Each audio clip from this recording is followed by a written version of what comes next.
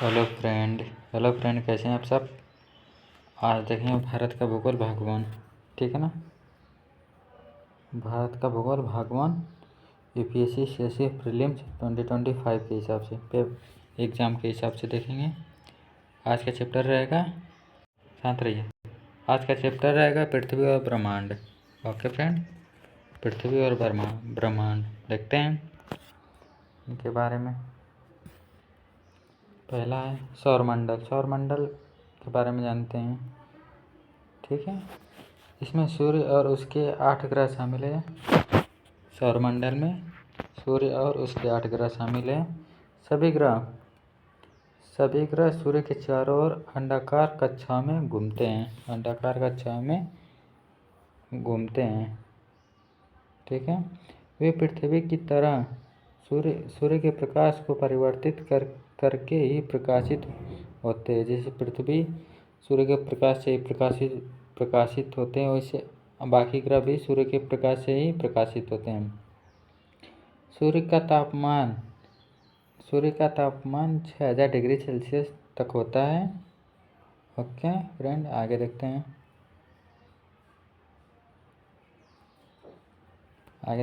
बुध सबसे छोटा और सूर्य के सबसे निकट ग्रह है। बुध ग्रह पर एक वर्ष में केवल 88 दिनों का होता है। बुध का एक वर्ष में सिर्फ 88 दिन होता है। बुध मात्र एक ऐसा ग्रह है जो सूर्य का चक्कर 88 दिनों में पूरा कर देता है। यह एक सबसे कम एलिबिडो वाला ग्रह है। यह क्वेश्चन पूछा गया था सीएससी 2008 में। आगे देखते हैं। दूसरा ग्रह शुक्र है। आकार, द्रव्यमान, वजन और घनत्व में निकटतम के कारण इसे पृथ्वी का जुड़वा ग्रह माना जाता है। कार्बन डाइऑक्साइड में घनत्व, वातावरण, ग्रीन हाउस प्रभाव के कारण यह सौरमंडल का सबसे गर्म ग्रह है। यह पूछा गया था सीएससी 2005 में। यह उच्चतम एलिबंडो वाला ग्रह है। ठीक है, आगे देखते हैं। अगला ग्रह पृथ्वी है। पृथ्वी एकमात्र ग्रह है जहाँ जीवन संभव है। पृथ्वी मात्र एक ऐसा ग्रह है जहाँ जीवन संभव है। सूर्य से चौथा ग्रह मंगल ग्रह है। इसके 2 चंद्रमा प्राकृतिक उपग्रह हैं, प्रोबोस और डेमोस। अगला ग्रह बृहस्पति है जो कि सौरमंडल का सबसे बड़ा ग्रह। इसकी सतह हाइड्रोजन, हीलियम और मीथेन जैसी कई गैसों से बनी है। यह क्वेश्चन पूछा गया था सीएससी 2009 में। ओके फ्रेंड, आगे देखते हैं।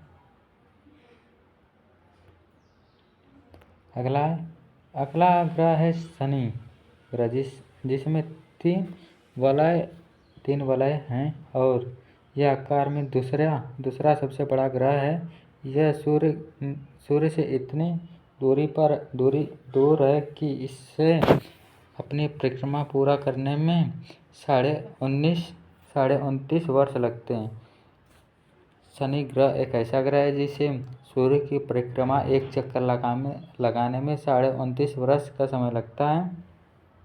7वां ग्रह यूरेनस अरुण है।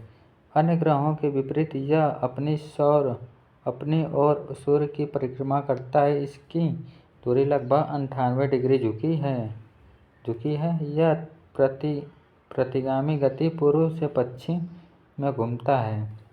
अंतिम ग्रह है नेपच्यून वरुण। यह संरचना और स्वरूप में यूरेनस से काफ़ी मिलता जुलता है। आगे देखते हैं। आगे एल्बिडो लैटिन अर्थ है श्वेतता। सूर्य के प्रकाश का वह अंश है जिसकी पिंड द्वारा व्यापक रूप से परिवर्तित होता है। इसे 0 से या 1 से पैमाने पर मापा जाता है। बीच में देखते हैं। एक काले पिंड के अनुरूप जो सभी आपतित विकिरण को अवशोषित करता है। ठीक है, जैसे इंसोलेशन मतलब शनि का चंद्रमा, शुक्र बृहस्पति, शनि यूरेनस, नेपच्यून पृथ्वी, मंगल बुध, और बर्फ रेगिस्तान, रेत घास नग्न मिट्टी, पर्वतीय वन, शकुनधारी वन, खुला महासागर। ओके फ्रेंड,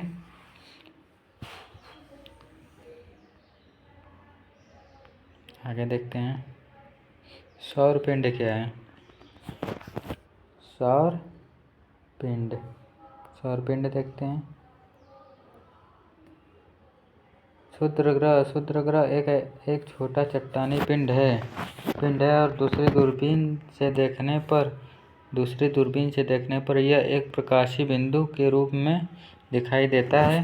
अधिकांश क्षुद्र ग्रह मंगल और बृहस्पति की कक्षा के बीच एक वलय में पाए जाते हैं जिसे क्षुद्र ग्रह बेल्ट कहा जाता है। ये CSC 2011 में पूछा गया था क्वेश्चन। धूम्रकेतु भी सूर्य की परिक्रमा करता है, लेकिन क्षुद्र ग्रह के विपरीत यह बर्फ और धूल से बना होता है। इसलिए जब कोई धूम्रकेतु सूर्य के निकटतम आता है तो उसकी बर्फ और धूल वाष्पीकृत होने लगती है। इसलिए जब दूरबीन से देखा जाता है तो धूम्रकेतु धुंधला दिखाई देता है और उसकी एक पूंछ होती है। ये पूछा गया है CSC 2011 और 1995 में।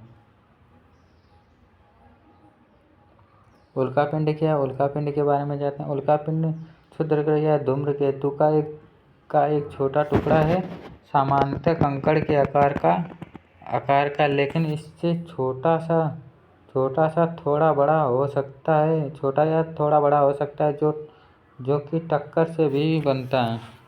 उल्का क्या है? जब उल्कापिंड पृथ्वी के निकटतम आकर पृथ्वी वायुमंडल में प्रवेश करता है तो उसे उल्का कहते हैं। उल्का बहुत तेज गति से पृथ्वी के वायुमंडल में प्रवेश करती है तो यह जल जाती है और प्रकाश की एक लकीर बनाती है जिसे टूटा तारा कहते हैं। उल्काखंड क्या है? उल्काखंड यदि कोई उल्का जलने से बच जाती है और जमीन पर गिर जाती है तो उसे उल्काखंड कहा जाता है। ओके फ्रेंड, आगे देखते हैं पृथ्वी की उत्पत्ति प्रारंभिक सिद्धांत। ओके, निहारिका परिकल्पना इमैनुएल कांट और बाद में लाप्लास द्वारा संशोधित। ग्रहों का निर्माण युवा सूर्य से जुड़े पदार्थ के धीरे धीरे घूमते हुए एक बादल से हुआ था। आधुनिक सिद्धांत बिग बैंग थ्योरी महान विस्फोटक। बिग बैंग 13.7 अरब वर्ष पहले हुआ था। एडविन हर्बल ने 1920 में वास्तविकता ब्रह्मांड का प्रमाण प्रदान किया। अगला है ब्रह्मांड के विकास के चरण। आगे देखते हैं विकास के चरण।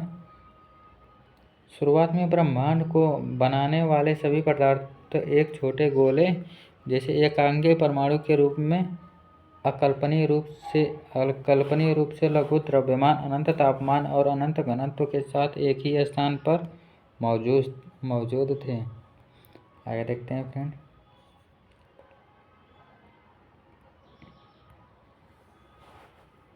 अगला है बिग बैंग छोटे गोल में जोरदार विस्फोटक हुआ था जिससे विस्तार हुआ था। यह विस्तार आज भी जारी है। जैसे जैसे यह फैला कुछ ऊर्जा पदार्थ में परिवर्तित हो गया। विस्फोटक के बाद एक सेकंड के कुछ अंशों के भीतर बहुत तेजी से विस्तार हुआ। इसके बाद विस्तार धीमा हो गया। बिग बैंग घटना के पहले 3 मिनट के भीतर ही पहला परमाणु बनना शुरू हो गया। ओके, बिग बैंग के 3 करोड़ वर्षों के भीतर तापमान 4500 केल्विन तक गिर गया और परमाणु पदार्थ का जन्म हुआ। ब्रह्मांड पारदर्शी हो गया। ओके फ्रेंड, आगे देखते हैं। ये कुछ देख सकते हैं ग्राफ।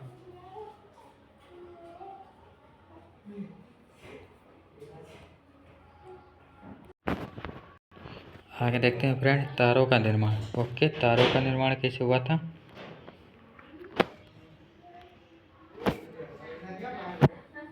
तारों का निर्माण तारों के निर्माण के बारे में देखते हैं। आगे देखते हैं, क्योंकि प्रारंभिक ब्रह्मांड में पदार्थ और ऊर्जा समान रूप से वितरित नहीं थे, इसलिए गुरुत्वाकर्षण बलों में अंतर उत्पन्न हुआ। इसके कारण पदार्थ एक साथ आ गए। इनमें आकाशगंगाओं के विकास का आधार बना। अगला देखते हैं, लाखों वर्ष में गुरुत्वाकर्षण ने हाइड्रोजन और हीलियम गैस को बड़े बादलों में खींच लिया, जिन्हें नेबुला या नीहारिका कहा जाता है। अगला देखते हैं, गुरुत्वाकर्षण के कारण नीहारिकाओं के भीतर पदार्थ एकत्रित होने लग गए, जिससे घनन क्षेत्रों का निर्माण हुआ। अगला, नीहारिकाओं के भीतर गैस के गुच्छे आपस में मिलकर आकार में बढ़ने लगे। अंततः आकाशगंगाओं का निर्माण हुआ। आकाशगंगाओं में भारी मात्रा में गैस और धूल मौजूद थी, जो तारे के निर्माण के लिए आवश्यक सामग्री थी। आगे देखते हैं, एक नीहारिका के भीतर गैस और धूल के स्थानीय गुच्छे घने और गर्म होते गए और अंततः अपने गुरुत्वाकर्षण से ढह गए। आगे देखते हैं फ्रेंड, अगला है, इस प्रक्रिया ने परमाणु संलयन को गति दी, जहाँ हाइड्रोजन परमाणु हीलियम में परिवर्तित हुए, ऊर्जा मुक्त हुई और प्रथम तारों का निर्माण हुआ। ओके फ्रेंड, आगे देखते हैं, एनसीईआरटी ज्ञान के हिसाब से प्रकाश वर्ष समय का नहीं दूरी का माप है। प्रकाश वर्ष समय का नहीं दूरी का माप है। प्रकाश वर्ष 30,000 किमी प्रति सेकंड की गति से यात्रा करता है। इसे ध्यान में रखते हुए एक प्रकाश वर्ष में जितनी दूरी तय करेगा, उसे एक प्रकाश वर्ष माना जाता है। यह 9.46 × 10⁻12 किलोमीटर के बराबर है और सूर्य और पृथ्वी के बीच की औसत दूरी 1,49,00,000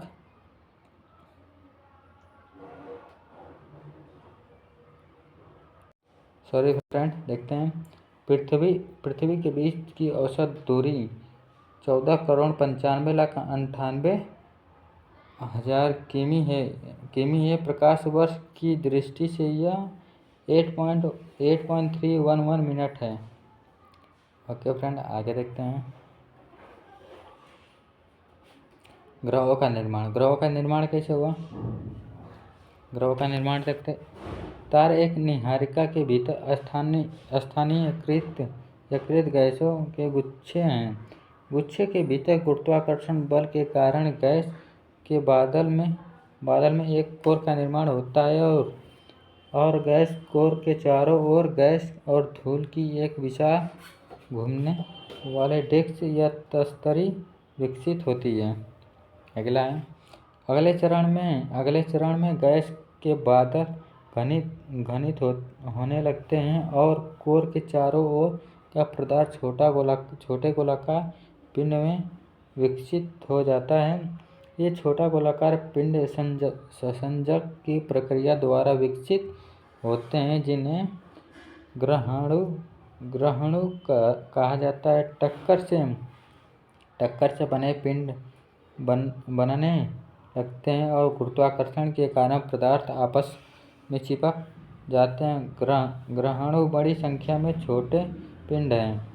अंतिम चरण में यह बड़ी संख्या में छोटे ग्रहणु ग्रहों के रूप में एकत्रित होते हैं और बड़े पिंड बनाते हैं।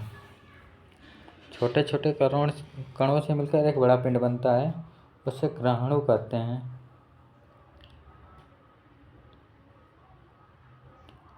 आगे देखते हैं, पृथ्वी का आकार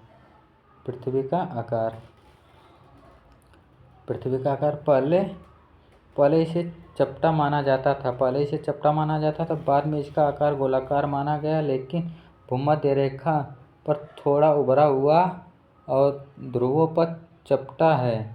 आज आज पृथ्वी को भूभाग माना जाता है, जिसका अर्थ है विशिष्ट रूप से पृथ्वी के आकार। पृथ्वी गोलाकार का प्रमाण है। पृथ्वी की परिक्रमा जहाज और विमान किसी किनारे का सामना किए बिना दुनिया भर में यात्रा कर सकते हैं। गोलाकार शिक्षित जहाज की दक्षता जब कोई जहाज दूसरी स्थिति पर दिखाई देती है तो पतवार से पहले मस्तूल का शीर्ष दिखाई देता है। आगे देखते हैं फ्रेंड। सूर्योदय और सूर्यास्त, चंद्रग्रहण, ग्रहों के पिंड गोलाकार, वर्क भूमध्य, भूमि की समतल सतहों पर खंभे। आगे देखते हैं। पृथ्वी का घूर्णन क्या है?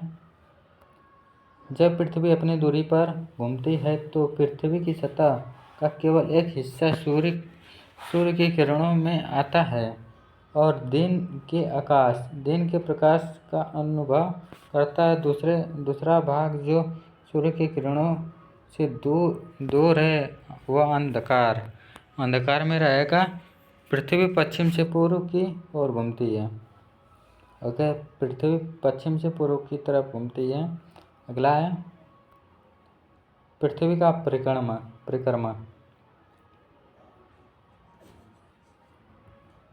आगे पृथ्वी का परिक्रमा। जब पृथ्वी सूर्य के चारों ओर घूमती है तो यह लगभग घूमती है तो 1,71,082 किलोमीटर प्रति घंटे की गति से अंडाकार कक्षा में परिक्रमा करती है। एक पूर्ण परिक्रमा में 365 1/4 दिन या 1 वर्ष लगता है। ओके फ्रेंड, आगे देखते हैं।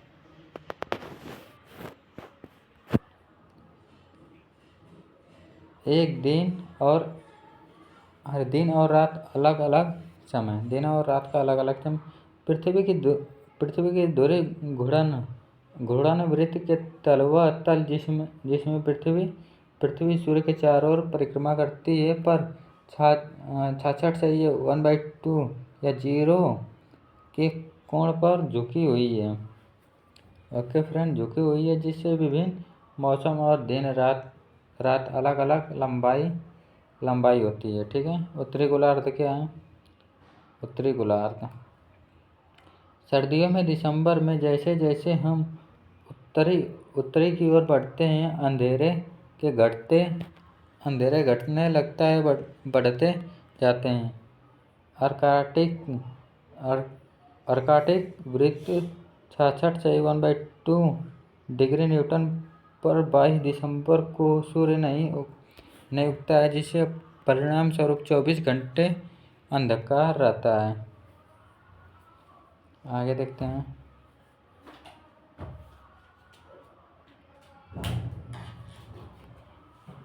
इस बिंदु से परे अंधेरे दिनों की संख्या तब तक बढ़ती जाती है जब तक कि उत्तरी ध्रुव 6 महीने तक अंधेरे का अनुभव नहीं करता। गर्मियों में जून में स्थिति उलट जाती है। जैसे जैसे कोई उत्तरी की ओर बढ़ता है दिन का प्रकाश बढ़ता जाता है। अर्कटिक वृत्त में 21 जून को सूरज नहीं डूबता है, जिसे आधी रात के सूरज की भूमि बनती है। उत्तरी ध्रुव पर तब 6 महीने तक लगातार दिन का प्रकाश रहता है। दक्षिणी गोलार्ध उत्तरी गोलार्ध की तुलना में ऋतुएं विपरीत हो जाती हैं। आगे देखते हैं। जब उत्तरी में ग्रीष्म ऋतु होती है तब दक्षिणी में शीत ऋतु होती है और इसके विपरीत जब उत्तर में शीत ऋतु होती है तब दक्षिण में ग्रीष्म ऋतु होती है। दक्षिण ध्रुव पर जून में 6 महीने अंधेरे और दिसंबर में 6 महीने दिन का प्रकाश रहता है। दोपहर के सूर्य का लंबवत होना। प्रत्येक वर्ष में 2 दिन सूर्य भूमध्य रेखा पर लंबवत होता है। ये आमतौर पर 21 मार्च और 21 दिसंबर है। इन दो दिनों को विषुवत वक्र कहा जाता है और इन दिनों पृथ्वी पर सभी स्थानों पर दिन और रात बराबर अनुभव होता है। आगे देखते हैं फ्रेंड। मार्च विषुव के बाद सूर्य उत्तर की ओर बढ़ता हुआ दिखाई देता है और लगभग 21 जून को कर्क रेखा 31 से 1/2 डिग्री न्यूटन पर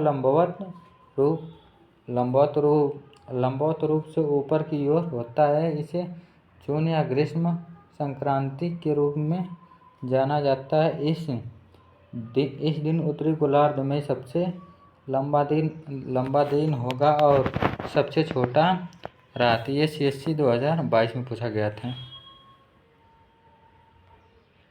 अगला देखते हैं। लगभग 22 दिसंबर तक सूर्य मकर रेखा 23 से 1/2 डिग्री दक्षिणतम पर सिर के ऊपर होगा। यह शीतकालीन संक्रांति है जब दक्षिण गोलार्ध में सबसे लंबा दिन और सबसे छोटा रात होता है। इस प्रकार उत्तरकटिबंधीय अक्षांश रेखाएं सूर्य के ऊपर सीमा को चिन्हित करती है। वर्ष के किसी भी समय सूर्य इनमें ऊपर कभी नहीं होता है। ऐसे क्षेत्र में वसंत, ग्रीष्म, शरद ऋतु और सर्दी में अलग अलग मौसमी परिवर्तन होते हैं। आगे देखते हैं।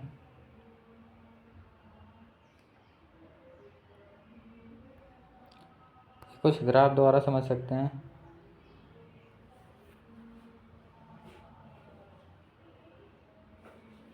सूर्य के चारों ओर कैसे रोटेट करती है अर्थ,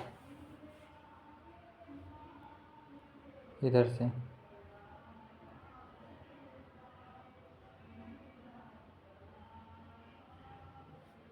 ओके फ्रेंड, आगे देखते हैं।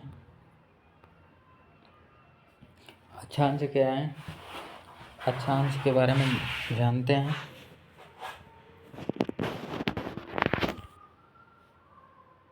अक्षांश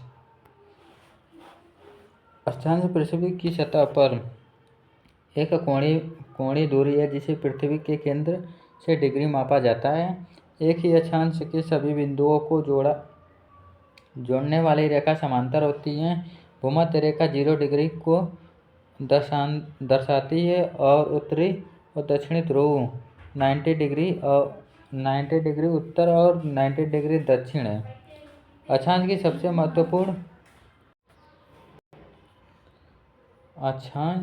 सबसे महत्वपूर्ण रेखा भूमध्य रेखा, कर्क रेखा 23 से 1/2 उत्तर, मकर रेखा 23 से 1/2 दक्षिण, अर्कटिक वृत्त 66 से 1/2 उत्तर और अंटार्कटिक वृत्त 66 से 1/2 दक्षिणतम है। औसतन 1 डिग्री अक्षांश रेखीय दूरी में 111 किमी होती है। चूँकि पृथ्वी ध्रुवों में थोड़ी चपटी है, इसलिए ध्रुव पर 1 डिग्री अक्षांश की रैखिक दूरी भूमध्य रेखा की तुलना में थोड़ी अधिक लंबी होती है। आगे देखते हैं फ्रेंड। देशांतर क्या है? देशांतर एक कोणीय दूरी है जिससे पाइम माध्यम मेरिडियन के पूर्व या पश्चिम में भूमध्य रेखा के 7 डिग्री में मापा जाता है।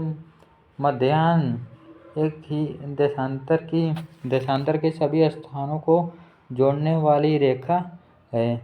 ये अर्धवृत्तीय के रूप में है। लंदन के पास ग्रीनविच में रॉयल एस्ट्रोनॉमिकल वेधशाला से गुजरने वाला अर्धवृत्त को शून्य मेरिडियन या के रूप में चुना गया है। इसे पाई मेरिडियन कहा जाता है।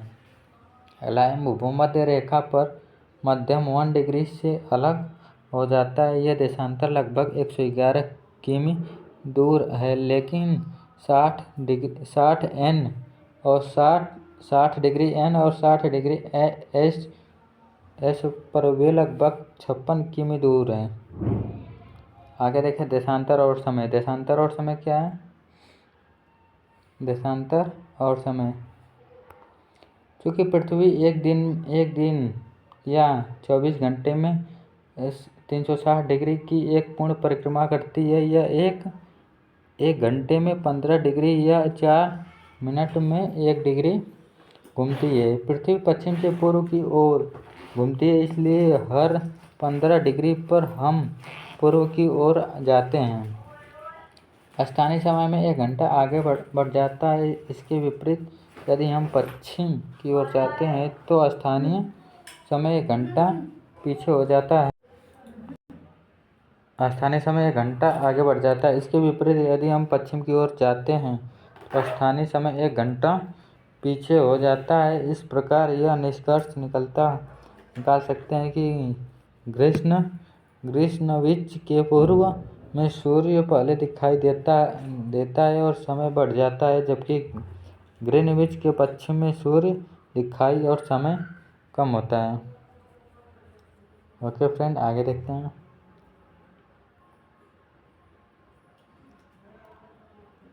मानक समय और समय क्षेत्र। मानक समय और समय क्षेत्र क्या है? इसे देखें।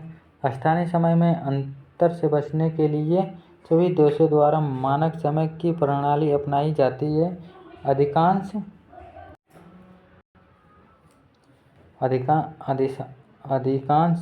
देश अपना मानक समय अपने देशों के मध्य मान रेखा से अपनाते हैं। भारत सरकार ने 82 1/2 डिग्री की पूर्व देशांतर रेखा को मानकर समय के लिए स्वीकार किया है, जो ग्रीनविच मीन टाइम से 5 घंटे और 30 मिनट आगे है। विश्व में 24 घंटे 24 मानक समय क्षेत्रों में विभाजित किया गया है, जिनमें से प्रत्येक विस्तार 15 डिग्री देशांतर से अधिक है। फ्रांस में समय क्षेत्रों की संख्या सबसे अधिक यानी 13 है और रूस में 11 है। आगे देखते हैं फ्रेंड्स। ये कुछ मानक समय का ग्राफ है। ओके, देख सकते हैं।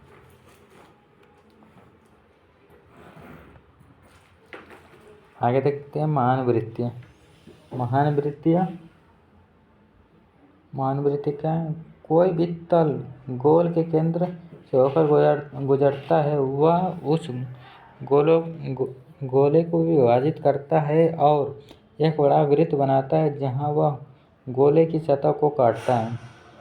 प्रकाश का चक्र सूर्य किसी विक्षण पृथ्वी के आधे भाग को प्रकाशित करता है। इस सूर्य प्रकाशित गोलार्ध के किनारे को प्रकाश चक्र कहा जाता है। ओके फ्रेंड, आगे देखते हैं। भोर प्रातः काल या गोधूली सायकाल क्या है? इसे देखते हैं। सूर्योदय और पूर्ण दिन के उजाले के बीच की संक्षिप्त अवधि को भोर या प्रातः कहा जाता है और सूर्यास्त और पूर्ण अंधकार के बीच की अवधि को गोधूली या सायकाल कहा जाता है। प्रातः और साय के दौरान पृथ्वी सूर्य से विसरित या अपरिवर्तित प्रकाश प्राप्त करती है, जबकि यह अभी भी क्षितिज से नीचे है। ओके फ्रेंड, आगे देखते हैं।